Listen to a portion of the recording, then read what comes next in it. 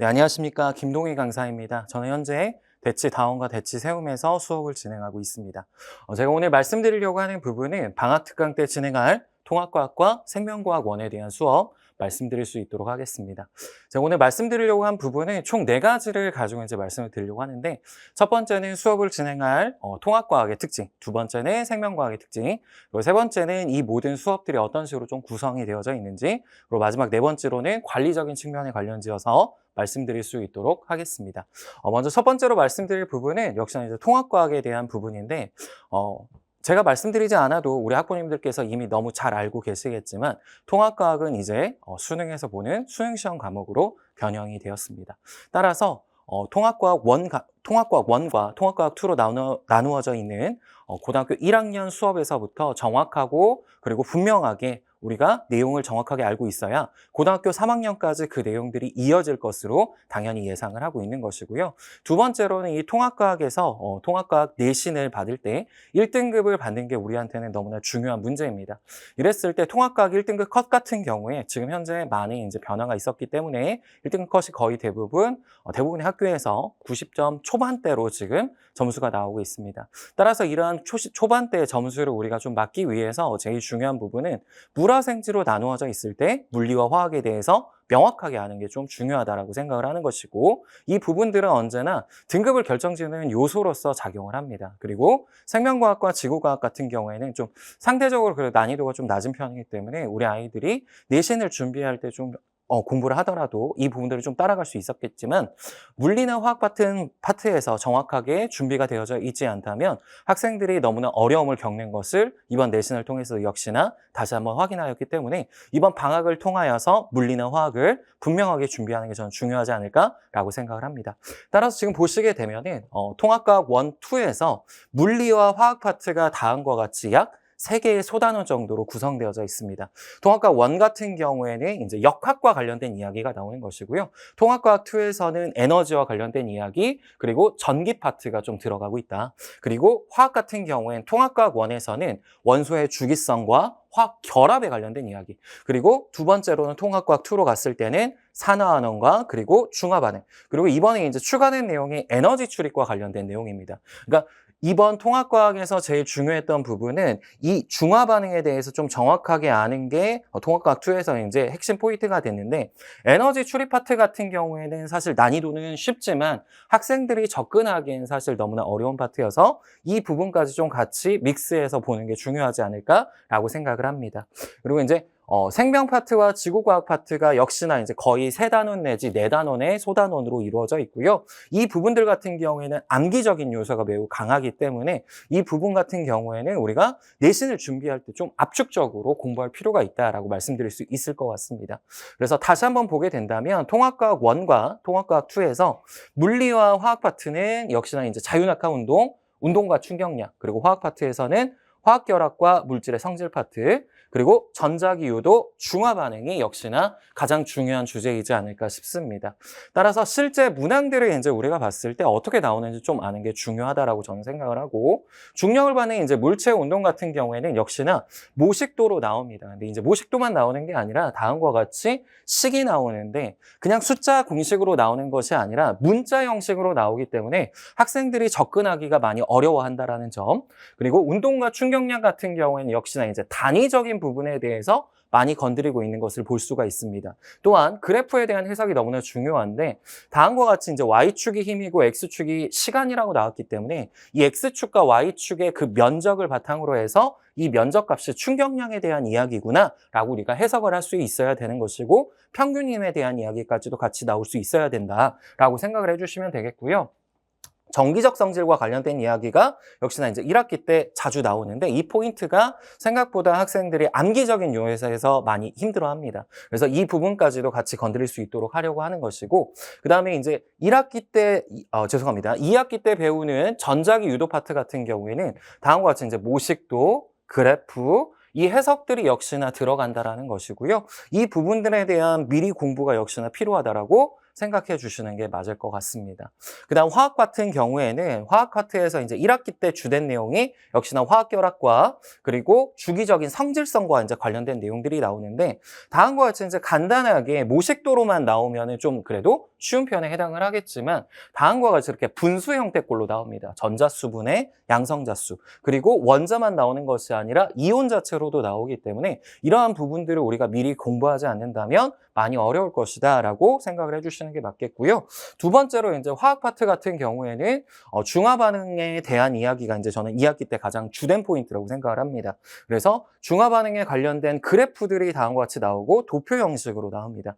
그랬을 때 이온수와 관련된 이야기, 뭐 온도 관련된 이야기, 그리고 도표로 주었을 때 얘네들을 다음과 같이 최고 온도, 이온수 이러한 파트를 모식도를 통하여서 우리가 나타낼 수 있어야 된다라고 생각을 해주시면 되겠고요. 실제 문항 같은 경우에 역시나 이제 난이도가 높기 때문에 저희는 물리화학에 좀 집중하여서 수업을 진행하고자 한다라고 생각을 해주시면 되겠습니다. 그래서 저는 이걸 바탕으로 하여서 이제 우리 학부모님들께 말씀드리고 싶은 부분은 내신 대비를 이제 준비하는 전략이 저는 매우 필요하다라고 생각을 합니다.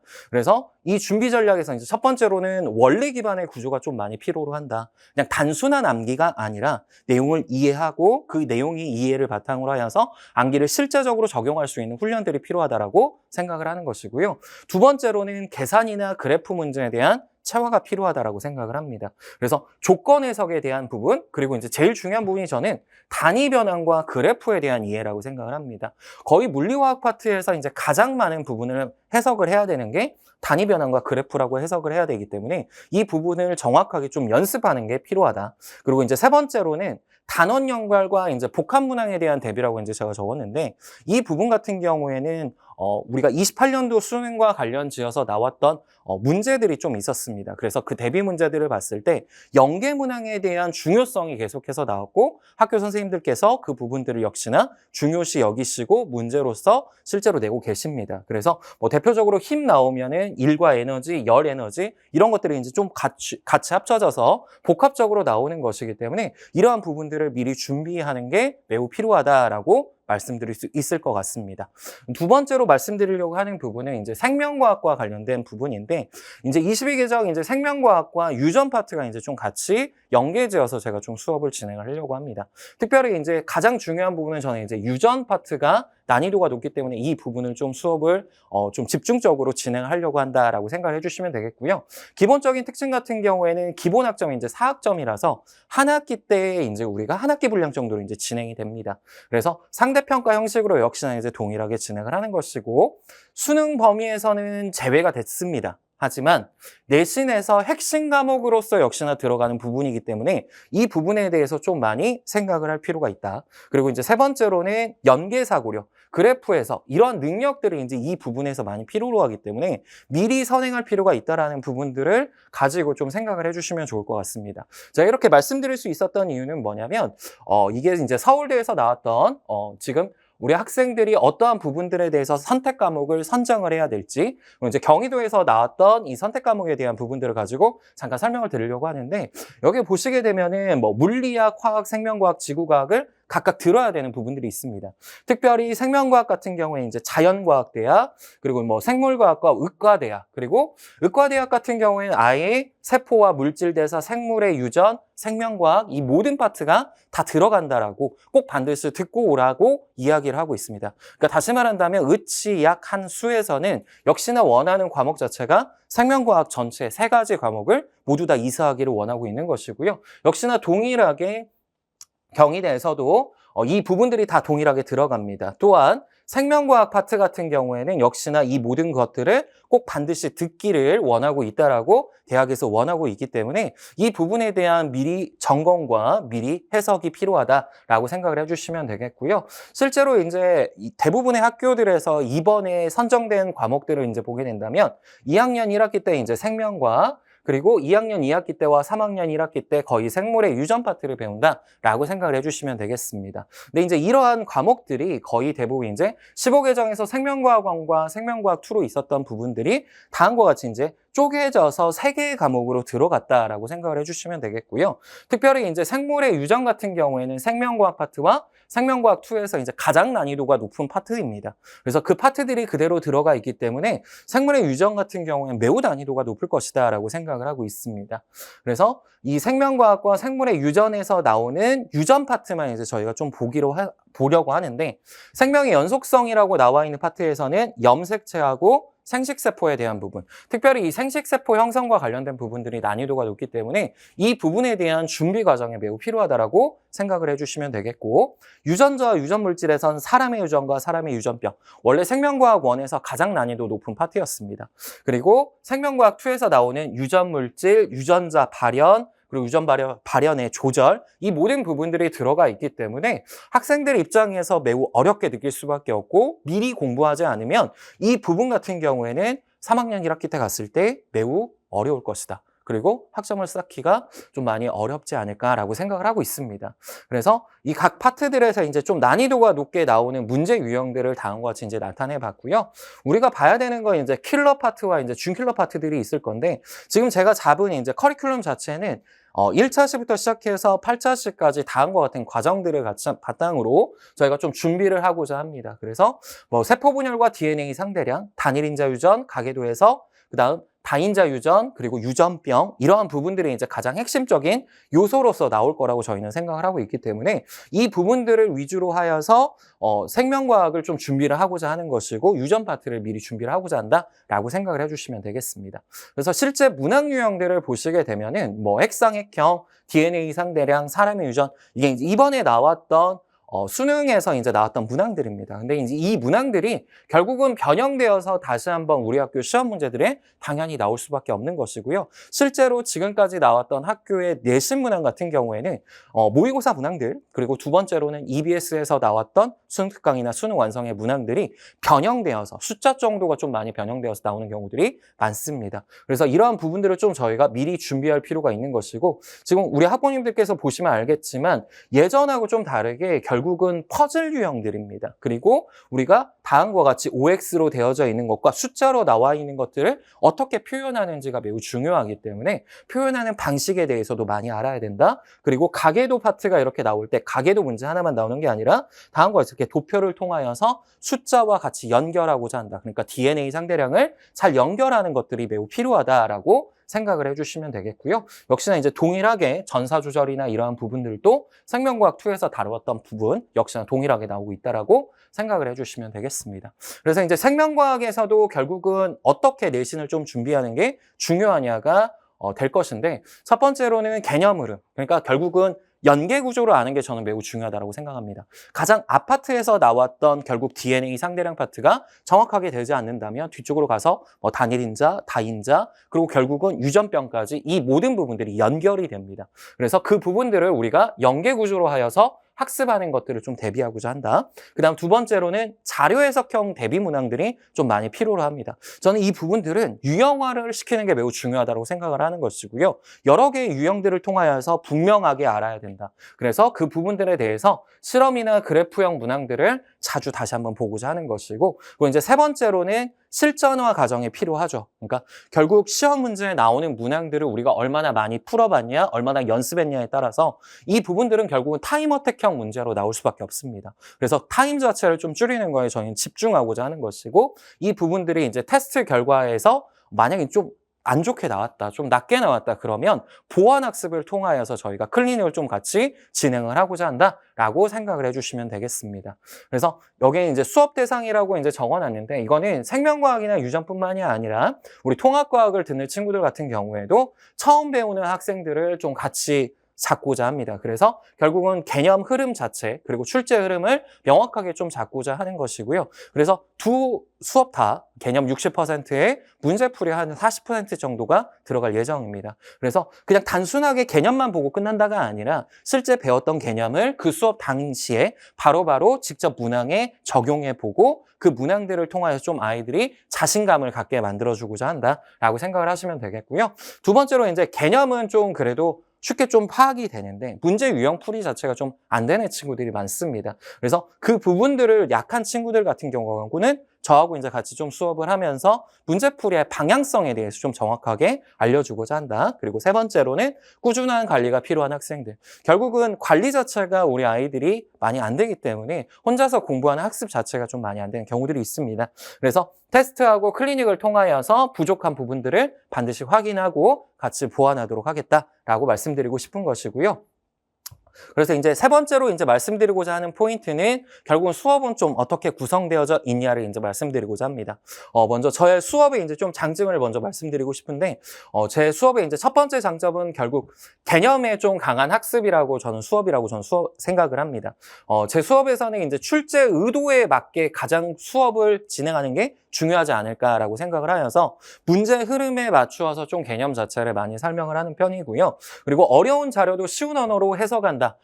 우리 아이들이 제일 어려워하는 부분은 결국은 자료 해석에 들어갔을 때 단어 때문에 많이 어려워합니다. 그러니까 처음 듣는 단어들도 많고 고난이도 단어들이 좀 많기 때문에 그 단어들을 다시 쉽게 풀이하여서 우리 아이들이 머릿속에서 좀 각인될 수 있도록 수업을 진행하고 있다. 그다음 두 번째는 자료 해석 훈련을 반드시 시키고 있습니다.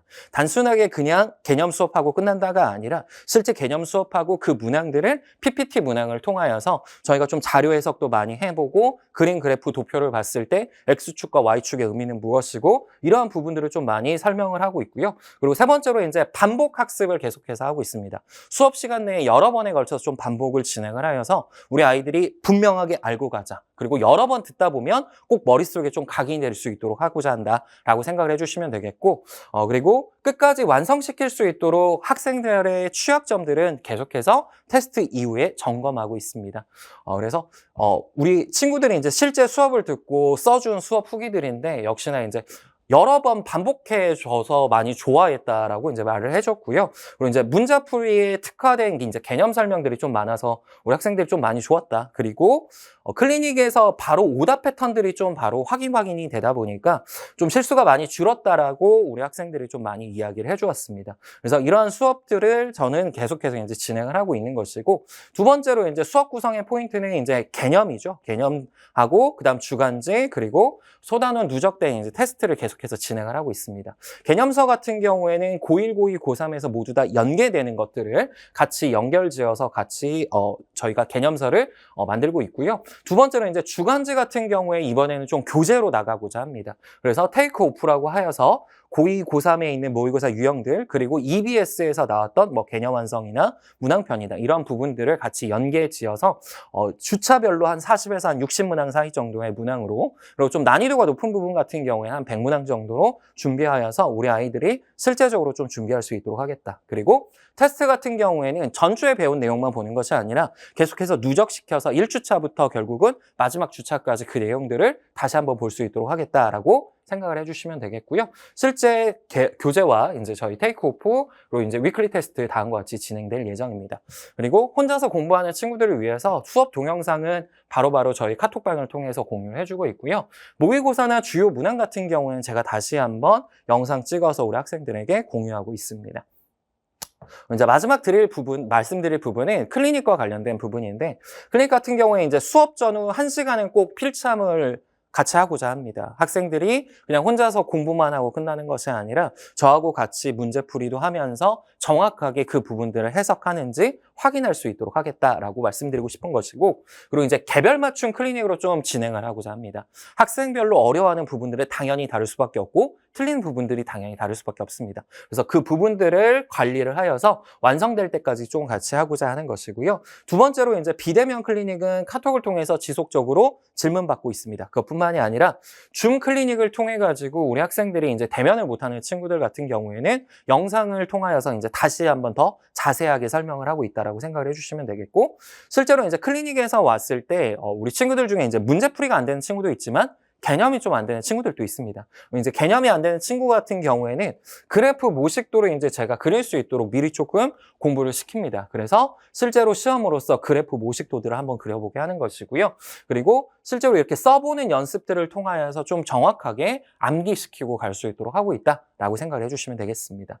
그리고 이제 비대면으로 이제 카톡 질문들 지속적으로 받고 있고요. 그래서 학생들이 이제 보내주게 되면 제가 그래도 최소 3, 4시간 안에는 무조건 확인하고 계속해서 이제 질문은 다 답해주고 있다라고 생각을 해주시면 되겠습니다.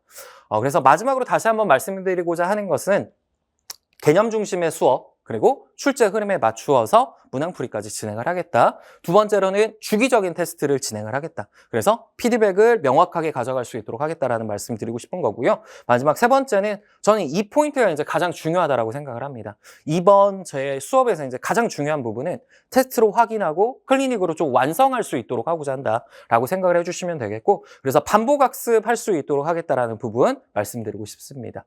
그래서 통합과학 수업 같은 경우에는 1월 1일 금요일부터 수업을 진행을 하고요. 매주 1회 수업으로 이제 6시부터 9시까지 총 9회에 걸쳐 수업 진행하고자 합니다. 앞뒤로 제가 1시간 정도는 역시나 이제 클리닉 시간으로 확보하여서 우리 아이들이 실제적으로는 한 5시간 정도의 공부량을 좀 가져갈 수 있도록 하고 싶다라고 말씀드리고 싶은 것이고, 우리 이제 두 번째로는 역시나 이제 예비 고1 생명과학인데, 생명과학 같은 경우에는 총 8회인데 저희가 1주차에 이제 2번씩, 그러니까 주차별로 2번의 수업을 진행합니다. 월요일, 금요일 이렇게 수업을 진행할 예정이고요. 그래서 1월 달 동안에 분명하게 좀 내용에 대한 학습을 진행을 하고, 학생들이 좀 어려워하는 부분은 2월 달에 역시나 클리닉으로 같이 진행을 하고자 한다라고 생각해 주시면 되겠습니다. 그래서 의치학, 한수를 가는 친구들은 반드시 좀 들었으면 좋은 수업이다라고 생각을 해주시면 되겠고, 그래서 다시 한번 말씀드립니다. 테스트로 확인하고 클리닉으로 완성할 수 있는 수업 진행하겠습니다. 감사합니다. 김동희 강사였습니다.